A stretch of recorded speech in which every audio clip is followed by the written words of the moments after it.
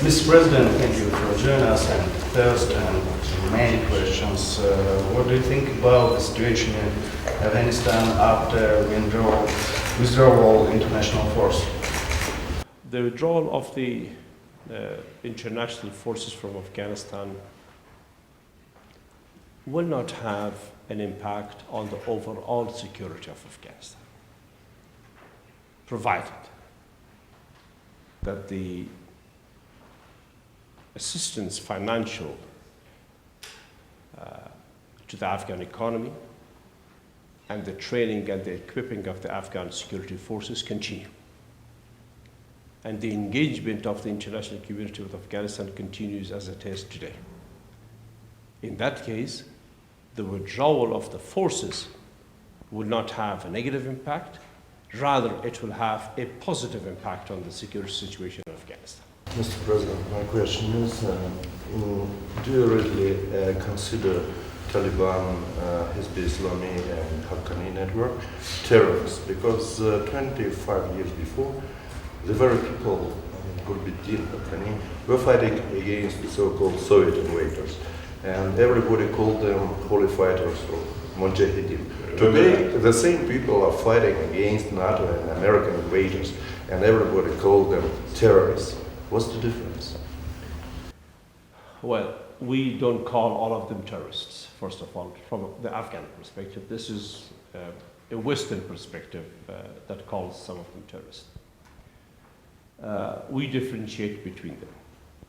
There is no doubt that Hizb Islami and Haqqani network and some of the Taliban were the Mujahideen. Together with us, we were all there in the jihad against the former Soviet Union. And this will be a bit longer answer, so please bear with me. When the jihad finished, when the Soviet Union withdrew, we came to Afghanistan. The jihad ended, and we should have then begun to rebuild Afghanistan and reconstruct this country and put it on a path to progress and stability. Unfortunately, that did not happen. For reasons of our own mistakes as Afghans, and for reasons of continued interference in Afghanistan from our neighbors, and for the reason in particular of the neglect by the United States and the rest of the Western world, total neglect. When the Soviet Union left its forces from Afghanistan, when the Mujahideen came to establish the government of Afghanistan, all the Western embassies closed their embassies in Afghanistan and withdrew. All the assistance stopped to Afghanistan. But the neighbors were allowed to continue to interfere. The consequence of that was the disasters that we faced all around the world. In New York, in your own country, in Russia.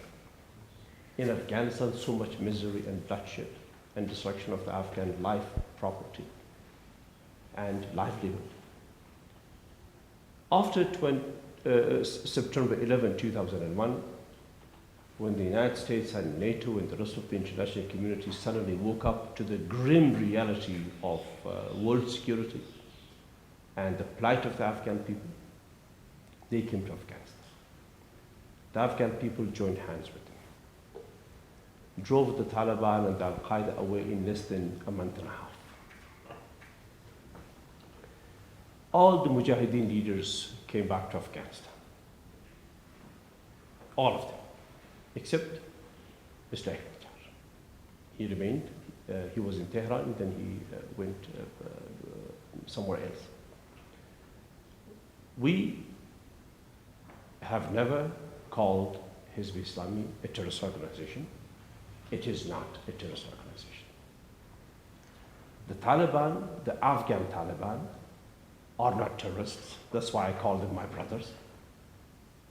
The Haqqani network, part of them are engaged in terroristic activity right now. Part of them are not terrorists. So this is a complex answer. It's not an easy answer. We are right now in negotiations with Hizb Islami. Their delegations have visited us 3-4 times. The last time we met with them was about 20 days ago. A high-level delegation came from Hizb Islami. had detailed talks with us. We even showed them the draft of our strategic partnership agreement with the United States. And they were surprised to find that Afghanistan had gained so much in that partnership agreement. Those Taliban who are part of Al-Qaeda, who are part of terrorist networks, who are part of intelligence outfits working against the Afghan people are definitely terrorists. But the majority of them who have been driven out of their homes, out of their country by circumstances not in their hands, are not terrorists. They are aggrieved and they must be brought back and they must be settled in their country. So the answer is those who commit terrorism are terrorists. Those who do not commit terrorism are not. When you talked about past mistakes, let's talk about the future. President Obama was here not too long ago on the anniversary of the death of Osama bin Laden, and there was always the talk of withdrawal of international troops by 2014, but there's talk about some kind of presence, and I'll just say the word presence, and I'll let you tell me what it means, all the way to 2024. Now, I'm an American, and the American people don't have a stomach for this conflict anymore. The National Intelligence Estimate says, at very best, Mr. President, you have a stalemate here. After 11 years, how do you expect the international community to stand beside you and your administration when so little has actually been accomplished? In terms of security, you may be right. In terms of the overall development of the country, great achievements has been there. We have achieved a lot. But if you don't have security, then what's it? No, I'm coming to that. All right. I'm coming to that.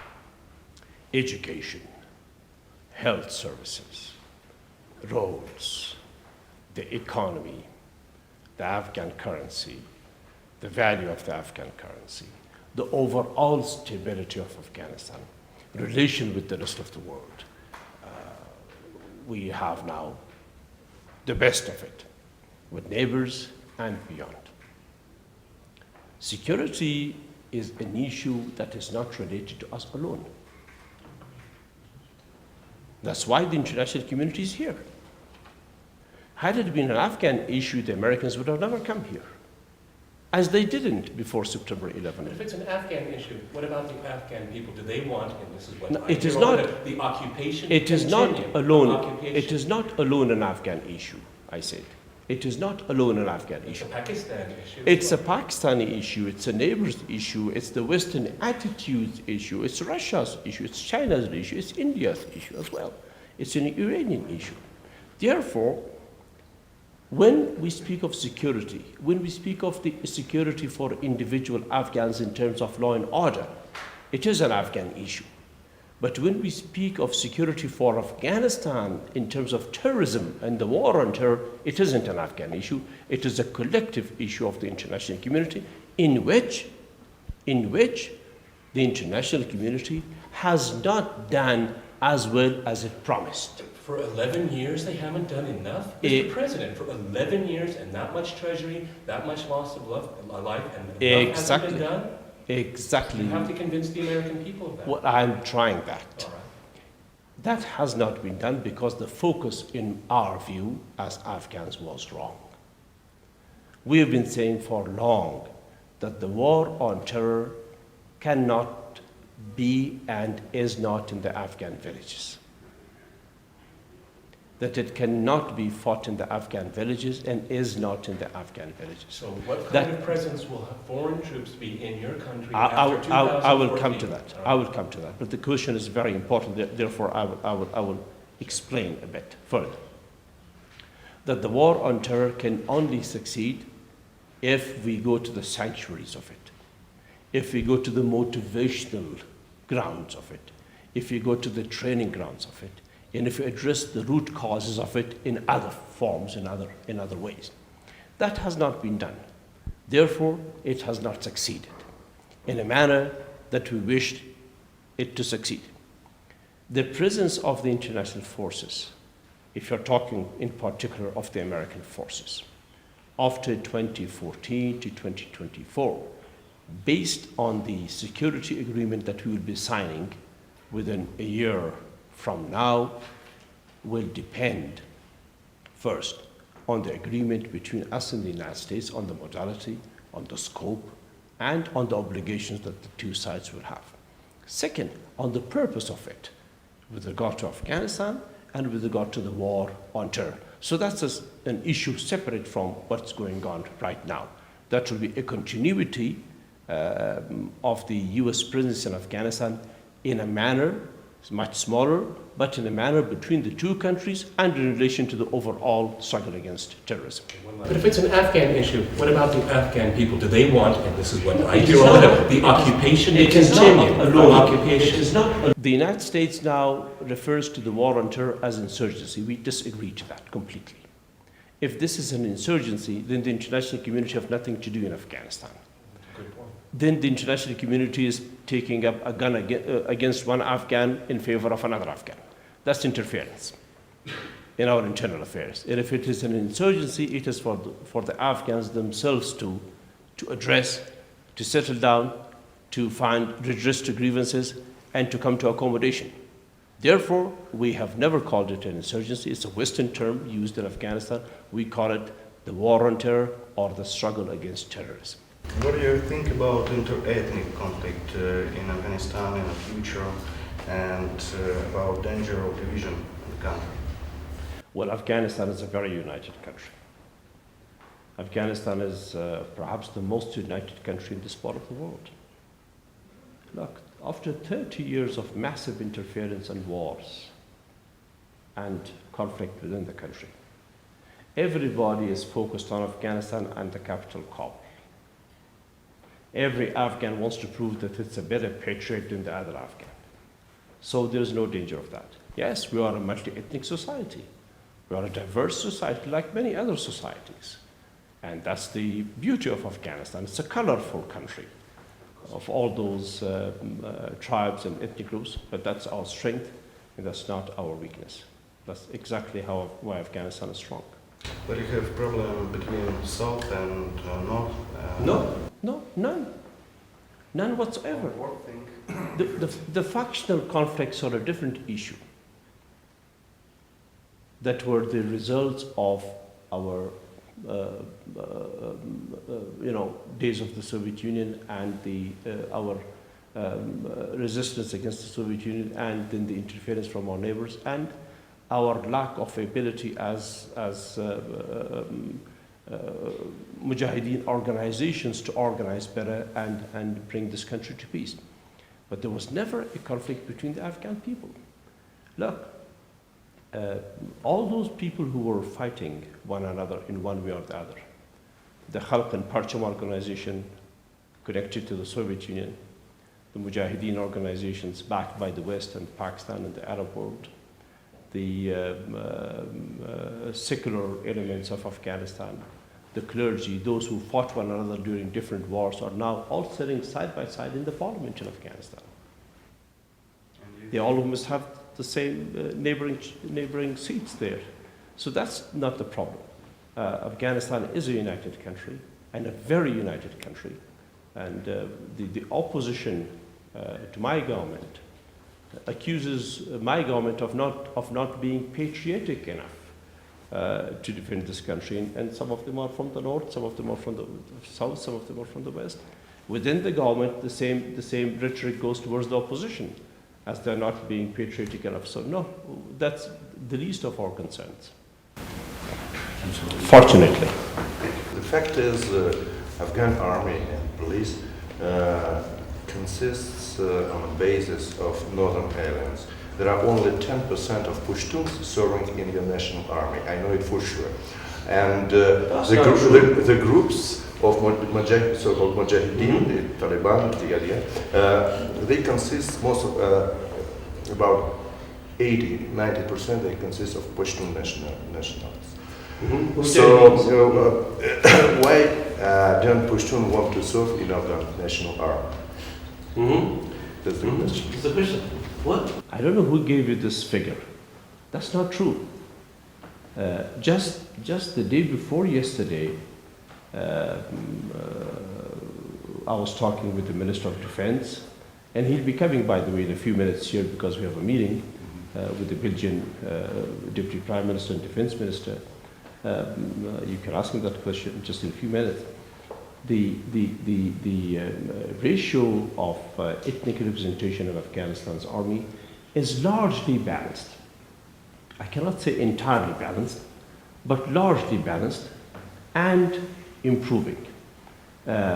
So 10% for the Pashtuns is not the right figure. It's way above that. It's probably close to 42, 43% representation in the national army of Afghanistan and the police force and the other forces. So that is not, that figure whoever gave you isn't true. The Mujahideen forces you said were largely Pashtun. That's also not true. The Mujahideen forces had people from all over Afghanistan. There were people from all the provinces of Afghanistan and the entire country of Afghanistan. Professor Rabbani, the late Professor Rabbani, who led the Jamiat organization, was from Badakhshan himself. But he had people in his organization from all over the country. Mullah Naqibullah Akhund, one of the biggest Mujahideen names in Afghanistan, was from Kandahar, was from Professor Rabbani's organization, worked with Professor Rabbani's organization. Ismail Khan was from Herat, who is now a Minister of Energy with us, and others from the rest of the country. So no, the Mujahideen had representation from the whole country, from our Shias, our Sunnis, our various ethnic groups. You talk about all the unity in your country and the unity of different kinds of people. Be that as it may, I'm not an expert on the domestic affairs of Afghanistan, but I would certainly propose to you that the desecration of Qurans, the use of body parts of deceased for trophies, as American soldiers have taken pictures of and put on the internet. I mean, it seemed to me that if this diverse country that you have is united against an occupation that insults the traditions and values of this country. And honestly speaking, sir, your greatest ally is the United States, and it's the United States American troops in your country doing these really extraordinarily disgusting things. I mean, urinating on corpses. I mean, I'm from the United States. There's nothing in my country's culture that tells me that's right. What happened to them here? Well, I don't know what happened to them here. This is perhaps a question that... Now, 1 month passes now. We get some kind of incident like this. Again, I'd like to stress, this is your most important ally in the world. Yes, I'd like to come to that. We had a lot of tension between us, the United States and Afghanistan, over these issues. Well, I don't know what happened to them here. This is perhaps a question that Americans should be asking themselves. They certainly should be. Should be asking themselves. Terribly wrong. In these patterns of behavior, these... But it is a pattern, sir. It's a pattern over the years. I was talking to someone at the airport. Now, 1 month passes now. That we get some kind of incident like this. Again, I'd like to stress, this is your most important ally in the world. Yes, I'd like to come to that. We had a lot of tension between us, the United States and Afghanistan, over these issues. Our relations almost went to sink to the bottom because of these issues, because of civilian casualties, because of support to private security firms, because of these incidents of violations, because of similar other activities that the Afghans felt wronged because of, were issues that brought our relationship under extreme stress and tension. And we have been talking about this, and I hope there will be an improvement in that. We are allies. We just signed a strategic partnership, but that doesn't mean that the wrongs should continue and the right should not be thanked. No, we will continue to criticize when there's a mistake, but we will also thank them when there's something good done. The difference between U.S. troops. Now, if we're looking at the next 10 years, 12 years in this country, to what extent, and I will call them paid mercenaries, how much are they going to be at your defense to protect your administration and your successors? None. You're saying the mercenaries like Blackwater will not play a major role Absolutely in security not. of this country? Absolutely not. This is one of the issues over which we had immense tension. But they will be here. They will be here. They not, as far as the Afghan government is concerned, no way. No mercenaries. No way, no way, no way to the private security firms. We have now had an agreement with the United States on that. We worked hard in an extremely tense environment where the US media kept abusing me about it for years. We have gotten rid of that arrangement in Afghanistan, and we will see What to about it the that arrangement for drones? Now, over the next 12 years? with drones isn't our business. It isn't your business when people on the border are being killed? It is an American business, and the drones are used in Pakistan. I, as an individual, am a pacifist. I'm in no way in favor of the use of military equipment. And the Afghan territory is not used based on our agreement. The drones were used primarily from the Pakistani territory itself for years. Now I don't know what the arrangement is. So the drone issue isn't an Afghan issue. It isn't an Afghan issue with the United States. It's a Pakistan issue with the United States, and if there is any other country involved in it. It has never been done in our knowledge. It has never been done by asking us that they're going to do a drone attack. It has never been done based on a permission from Afghanistan.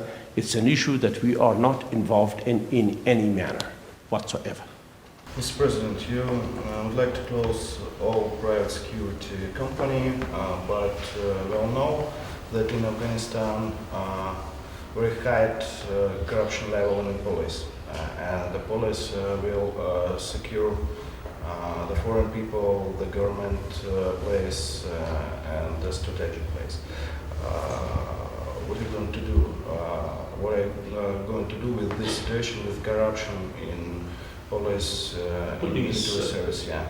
The police in Afghanistan is just formed after many years of total destruction of these institutions.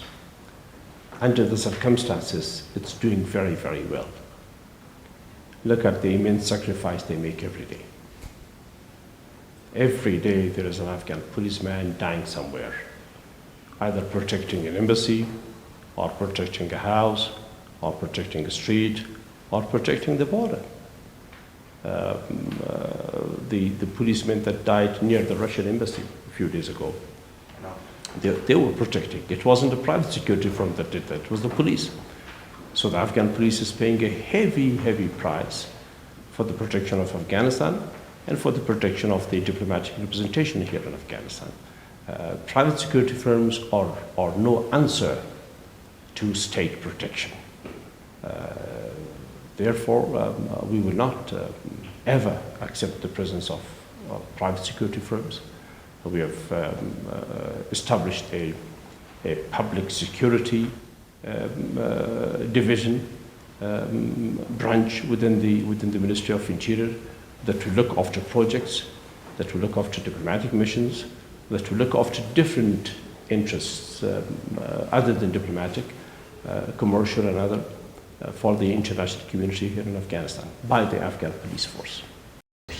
But the people who now work in private security company, the people can shoot and what Immunity. No, they don't have. What they will do after you close. They should leave. That chapter has already been closed. They should leave. That chapter has already been closed. You're saying that there are no paid private security forces in your country right There are paid private security forces right now in my country, but they are on the way. But they are on the mission. Being today. Their function being protection of the diplomatic missions and protection of security projects and NATO convoys. But that has been closed officially for us, and it is in the process of being transformed and given to the Afghan National Police, for which we have created a separate department to fulfill the objectives that we have. Sorry, where these people will work in police, in army, now who work in private security company? Our police is working private security company? No. The people who work now in private security companies. Some will be taken as part of the police, those who are willing. The others can go back to other walks of life. This has been agreed, and we have made an agreement with the United States on this. And there is almost every Security Council meeting has a briefing about the progress in this regard. This is a very important, highly touchy issue for us. Spent a lot of time in Afghanistan, about 14 years, from the very beginning of April Revolution. And I know for sure that poor people like Russians and don't like Americans. If we compare 10 years of Soviet presence and 10 years of American NATO presence, what period of time was more fruitful for Afghanistan? Which was worse and why? The 10 years of the Soviet Union and the 10 years of the Americans, all right, I'll give you a very frank opinion. Before the arrival of the Soviet Union in Afghanistan in the form of an invasion, the Soviet Union was one of our best partners, historically. They provided the best of developmental projects to Afghanistan. They provided the largest number of educated people to Afghanistan. They provided a large-scale assistance to Afghanistan. During the Soviet invasion of Afghanistan, the people of Afghanistan en masse rose against that invasion. That's why there were nearly 8 million refugees in Iran and Pakistan. And the resistance against the Soviet Union was legitimate in the eyes of the Afghan people. That's why every Afghan was there and fought it.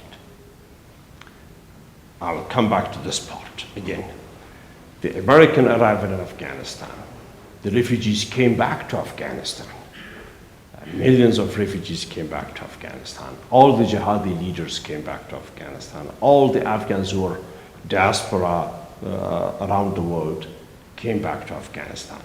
The economic development of Afghanistan was much better during this period. The presence of the NATO in the United States was legitimate and accepted by the international community. Russia was part of that decision in the Security Council to send the forces to Afghanistan. So this is an entirely different question.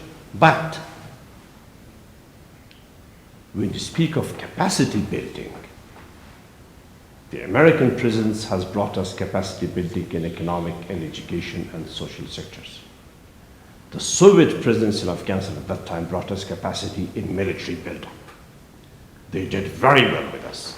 When the Soviet Union left Afghanistan, Afghanistan had more than 450 planes of all types, helicopters, fighter jets, and a great capacity, and thousands of tanks and armored vehicles. So in that aspect, the Soviet Union was a formidably strong ally. And it also trained thousands and thousands of Afghans in different walks of life. The Americans have not been so good on providing the Afghan army with the equipment that we need. And we hope they will do that. Mr. President, one of the things, you gave me the impression that you watched my crosstalk program on RT. I've done a number of programs on Afghanistan and with a wide array of opinions. And I've always asked my guests, at the end of the day, it's Afghanistan and its neighborhood that has to sit down and create peaceful conditions. What are the terms and conditions for you, and theoretically, because I'm supposed to be president of Afghanistan forever, so. But what I'm saying, terms and conditions, yes. There are insurgents, they're armed, however you want to describe these people, they are causing trouble for you, okay? You need to sit down and talk to them. And it's thrown into Pakistan. I mean, what kind of relationship do you want to have with Pakistan moving forward? Because as I've always liked to stress to my guests is that Pakistan and Afghanistan, they aren't going anywhere. They're neighbors. Yes. And you don't choose your neighbors. They're just there. What kind of relationship do you want to have? Just like Russia is a neighbor with us, and we should have the best of relations with them. Well, this is a fundamentally important question. Afghanistan will have to live with its neighbors. long after the United States and NATO have gone. And we are very aware of this. We recognize it in the depth of our hearts. And that's why we're trying our best with our neighbors. Look at our relation with Iran. In spite of all the odds, we have kept it the best. In spite of all the odds, we've paid a heavy price to keep our relation the best with Iran. And in spite of all the difficulties, all the terrorist attacks in Afghanistan, all the sanctuaries, all the problems in Pakistan, all the attackers that come from across the border into Afghanistan, we have kept a very strong dialogue with Pakistan. We have kept a very strong effort with Pakistan to have strong relationship. And I've visited Pakistan more than all the other Afghan leaders have visited Afghanistan in the past 60 years with Pakistan, since the creation of Pakistan. So we are aware of this, and we are constantly in a strong, dedicated effort to do well with Pakistan and with our other neighbors. But at the same time, it gets this complicated relationship between the United States and Islamabad as well, because you have your Taliban, they have their Taliban.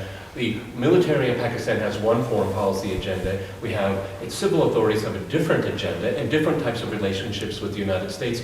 And lo and behold, your country is in the middle of it all. Well, in spite of all that, we have done well with our neighbors. We recognize the problems between the United States and Pakistan. Those problems do have an impact on us. Well, they call it AFPAC for a reason, don't they? Yes, they do have an impact on us, and Afghanistan is affected by it, both ways, from a Pakistani perspective and from an American perspective. But we have issues. We don't see our relations with Pakistan from an American perspective. We don't see our relations with Iran from an American perspective. We don't see our relations with Russia or with China from an American perspective.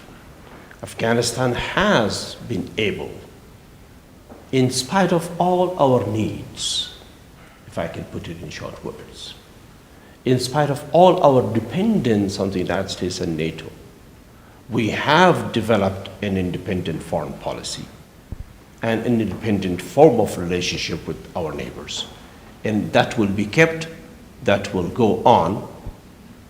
Having said that, yes, it cannot be without an impact, either from a Pakistani perspective of America towards us, or from a American perspective towards Pakistan, and the impact on us. And the same goes to Iran, the same goes to Russia. But we will try to keep it at best as we can. Okay, Mr. President, questions about the financial problem in Afghanistan. Now, all money in the country is foreign money, and what are we going to do with this? The people is very poor, and they have not seen some perspective. When in 2002 the Afghan income per capita was a meager $180. Today it's nearly $700. Because of the international assistance to Afghanistan and because of the growth of the Afghan economy. The withdrawal of international forces from Afghanistan in 2014 will have an impact, no doubt, economically. But the overall effect of the withdrawal of these forces from Afghanistan will be good on the Afghan people and the Afghan economy. We have to live by our means. We can't depend for the whole of our life on others.